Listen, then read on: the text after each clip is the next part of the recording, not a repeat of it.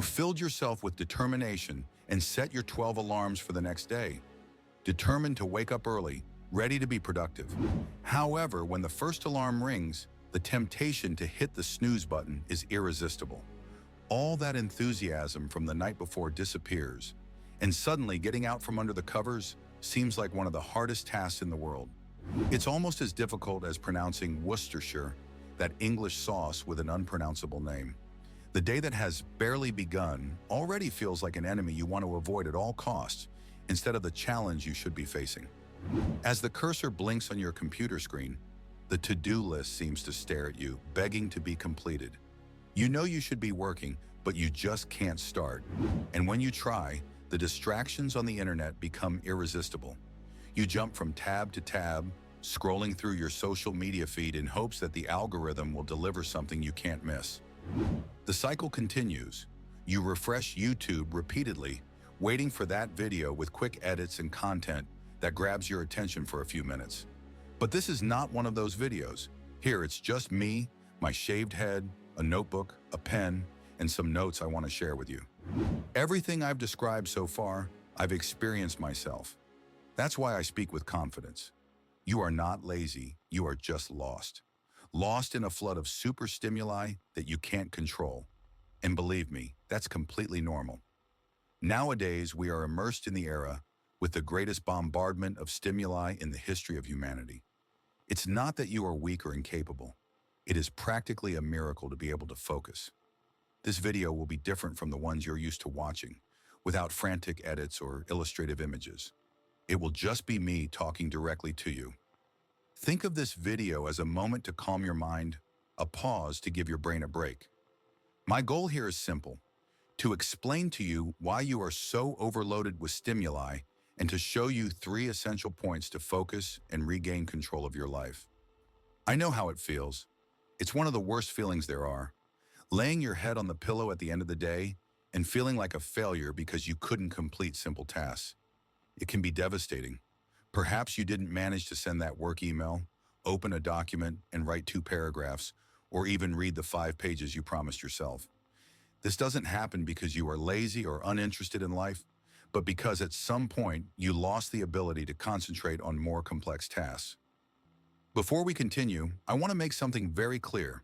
This video is not going to solve all your problems at once.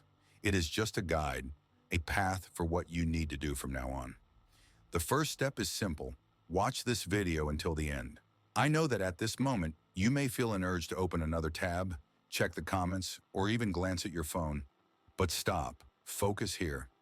This is the first step in regaining control over your mind and consequently, your life. What I am going to share with you is powerful. It worked for me, and it works because it is backed by science. Take a deep breath, calm down, and join me. The first point is understanding why you are so overstimulated. Yes, dopamine is to blame, but not in the way many think. While it is commonly associated with pleasure, the main role of dopamine is motivation. There is a fascinating study that illustrates this well. They placed an animal with its dopamine system blocked next to a lever that, when pressed, released food or even cocaine directly into its vein, an extremely pleasurable stimulus. While near the lever, it kept pressing and receiving the stimulus. However, it only took moving its body a little to the side, requiring it to walk to the lever for it to give up. It knew the pleasure was there, but had no motivation to seek it. Dopamine is linked to the search for pleasure that comes from outside your body. This was crucial for our ancestors as it motivated them to hunt, find water, and shelter. In today's world, however, that same dopamine motivates us to stay glued to stories about people like Cristiano Ronaldo, for example. We live in a world of super stimuli that constantly bombards our dopaminergic system, heightening our search for immediate pleasures to the maximum. The secret is in learning this and slowly regaining control over your motivation and your goals. This causes our dopamine signaling to become deficient. In other words, we need more dopamine to feel the same effect that we once obtained with less. This is the reason why you feel demotivated to read, write, study, or work. These activities no longer have the same appeal as scrolling through Instagram, dancing on TikTok, or binge-watching series on Netflix. These super stimuli hijack our reward system, tricking the brain into believing that we are about to do something vital, something that our life depends on. That's why we feel an irresistible urge to open a notification on Instagram. One of the most important discoveries in neuroscience in the last 75 years is that the part of the brain that processes pleasure also processes pain, and both work as a balance. This is crucial, so pay attention. When you eat chocolate or scroll through your Instagram feed, you experience a dopamine release and feel pleasure. The brain then compensates for that pleasure by negatively regulating dopamine, balancing the scale, which at that moment is tilted toward the pleasure side. To restore balance, the brain begins to weigh the pain side, but it doesn't always know exactly how far it should go. Sometimes it goes a little too far. Dr. Anna Lembke, author of the excellent book Dopamine Nation, uses the analogy of gremlins. The brain adds these little creatures on the pain side to balance the scale, but these gremlins like to stay on the scale, lingering there for longer, making the scale tip too far toward pain. That's why, after eating fast food or spending an hour scrolling through Instagram without seeing anything useful, you feel a negative effect. The problem is that today, there are no shortages of easy sources of pleasure for the brain. We constantly live with the balance tilted toward the pleasure side due to continuous stimuli. And when you stop for a moment to be at peace with yourself, your brain begins to compensate on the pain side, and you start thinking that your life is horrible. The feeling of being overwhelmed by so many demands to the point where you can't even accomplish simple tasks, like sending an email or reading an article, is more common than you might think. When we are in this state, we tend to seek an immediate source of pleasure to relieve the emotional weight we feel. But how can we resolve this? While we can't change the way our brains work, we can learn to manipulate that internal balance. The key is to tilt the balance toward the pain side first, forcing ourselves to engage in activities that require effort, like studying, reading, exercising, or sticking to a diet. When we do this, the brain naturally responds by tilting the pleasure side to compensate.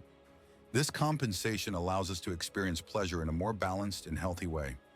Gradually, as you reduce your need for immediate pleasures, your life will become more satisfying overall. The secret is learning to face discomfort in a controlled way to reap the long-term benefits. It may seem contradictory, but what you need to do is embrace discomfort in a conscious and healthy way.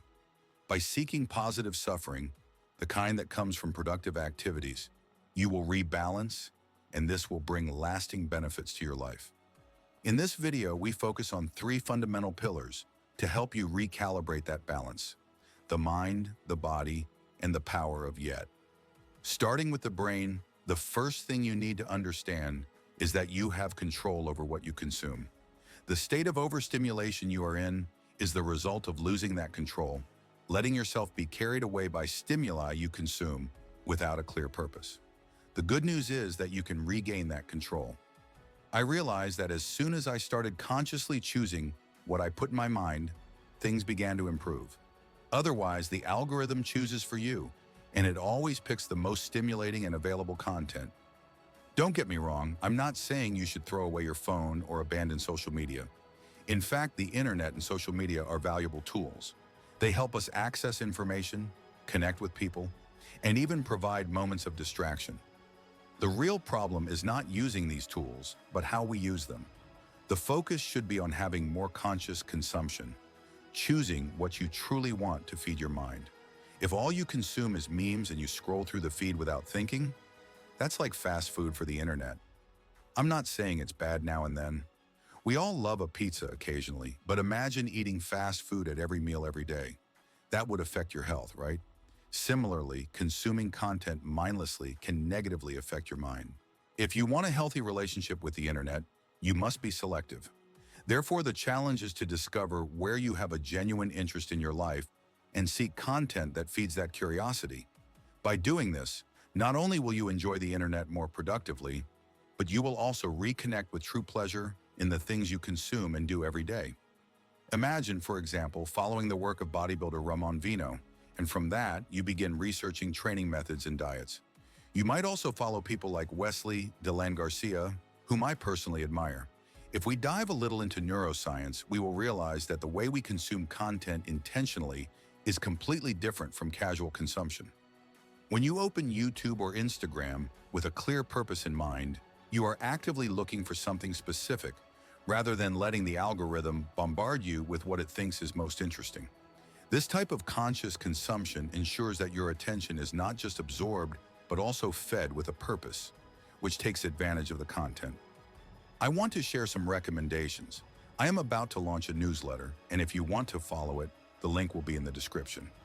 Additionally, I will recommend other newsletters, especially SAO's, which started as LinkedIn posts and is now a daily newsletter. The language is super fun, and I highly recommend it. This is how I consume my news and stay on top of memes and various topics, all with well-written and curated content. If you want to explore more about conscious consumption, I'll also leave a list of books and articles I consult in the description. In addition to consuming more consciously, I highly recommend finding a way to share what you're learning. It could be through YouTube videos, like I do. By the way, a big shout out to all of you who follow me. It's surreal for me to have already reached 10,000 subscribers, and I'm incredibly grateful to each one of you. My goal is always to offer high-quality content that truly makes your time worth it. You can also create podcasts, write articles, newsletters, or texts. The important thing is to start somehow. In fact, the simplest way to take the first step is to do what I did at the beginning. Jot down everything you find interesting. Record your opinions, thoughts, and reflections. This helps to create new perspectives in your life. Making videos, writing, or producing any type of content is challenging, but it is extremely rewarding. It is something that will ultimately bring that balance between effort and satisfaction, especially when you finish and feel that wave of dopamine for having produced something you're proud of. Understand one thing, finding meaning and clarity in life is not something that arises out of nowhere. It comes through action. It is action that brings clarity, not the other way around. To have that clarity, you need to read, write, and reflect constantly. Now, speaking of the body, not in terms of physical appearance, it is important to find a physical activity you genuinely enjoy doing. It can be anything from a walk to a more intense workout, but the key is to incorporate it into your daily routine. This lifestyle not only improves your quality of life, bringing more happiness and combating a sedentary lifestyle, but there is scientific evidence, like the study I'm showing on the screen, that proves it. They compared people who regularly walk 10,000 steps a day with those who reduced the amount to 100 and then returned to 10,000. The benefits go beyond the obvious, such as reduced insulin resistance and decreased body and liver fat. The most important thing is that any physical activity plays a crucial role in supporting your metabolism, helping to reduce anxiety and improving brain functions. Physical exercise is one of the best ways to rebalance the body and mind. From the beginning, it's clear that it's challenging and uncomfortable. At first, you might feel like it's a pointless effort, especially on cold days when you ask yourself, "What am I doing here running?" But at the end of each workout, the sense of accomplishment is incomparable. The key is to find a physical activity that motivates you to leave your house every day, even when it seems difficult. Now I want to talk about a concept that may be one of the most important, the power of yet. A few years ago, I came across a book called Mindset by Dr. Carol Dweck, in which she explores how different mindsets affect our ability to face challenges. She conducted an experiment with 10-year-old children, offering them problems far beyond their abilities. As expected, they failed. Most of the children became demotivated, believing that their intelligence was being evaluated, and they felt less capable for not solving the problems. On the other hand, a small group of children reacted the opposite way. They became excited, seeing the challenges as an opportunity to learn something new. Dr. Dweck noticed that the difference between these groups was the mindset. Children with a fixed mindset believed that their abilities, such as intelligence and problem-solving skills, were innate and unchangeable, which caused frustration in the face of difficulties. On the other hand, children with a growth mindset believed that abilities could be developed through effort and dedication. Of course, some people have natural talents, whether for singing, playing an instrument, or excelling in sports like basketball.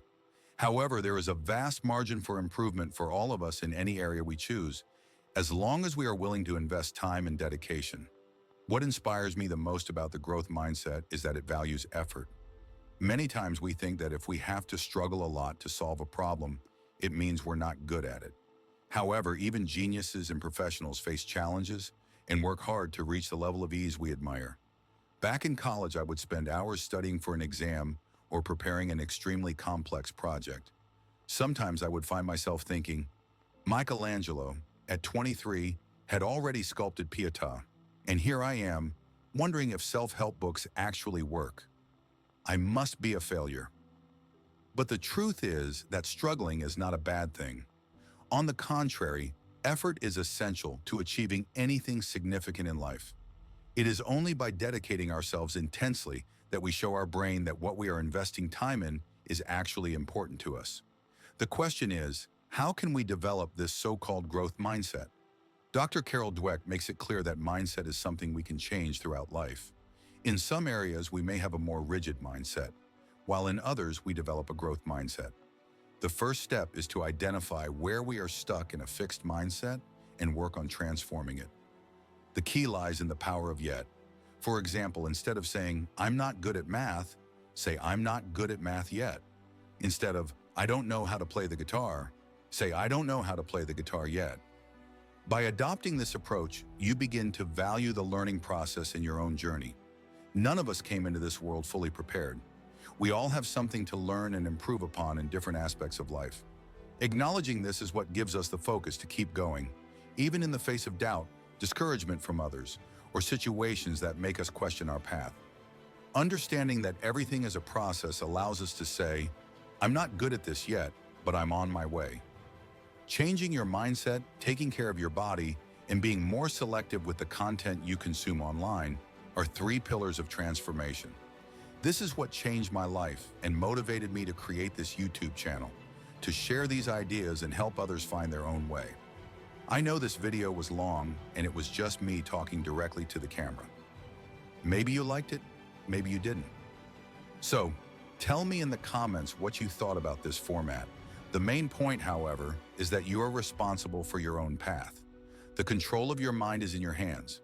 If you don't take charge, the world will do it for you. And the truth is, the world doesn't care about your mental health or well-being. The world wants to use your attention to generate profit, regardless of the impact it has on you. But here's something to be proud of. If you've made it this far, you've already taken the first step. You managed to focus on something that isn't an endless stream of fast-paced stimuli, and that is already a victory.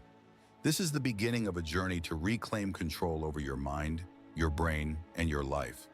Just remember one important thing. This video is not a magical solution to all your problems. You won't walk away from this instantly transformed into a new person. This is just the start of a process, a path that you must follow step by step. Now the decision is yours. Will you take control of your brain and your life? Or will you keep letting algorithms decide for you? Remember this, knowledge is not just power, it is freedom. Every day you choose to learn, to grow, and to question, you are reclaiming your right to own your mind. Don't let the world think for you. Don't let the algorithms dictate your destiny. The battle for your mind starts now.